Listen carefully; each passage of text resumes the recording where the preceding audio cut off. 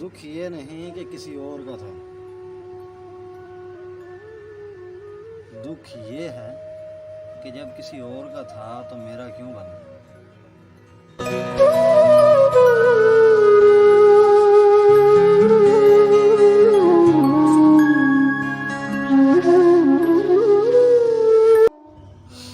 السلام علیکم، یہ پوئٹری ہے میرے پیارے دوست ساکی جان اور خان جی کے لیے کہ ہر ایک کی ہم پسند ٹھہرے، ہر ایک کا ہم انتخاب نکلے،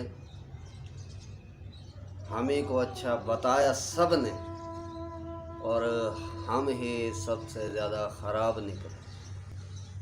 love you شہزادو، love you Veer G, thank you so مچ، اتنا محبت اور اتنے پیار کے لیے آپ لوگوں کا، لو یو یار۔ مرنا اس جہاں میں کوئی حادثہ نہیں، اس دور ناگوار میں جینا کمال ہے۔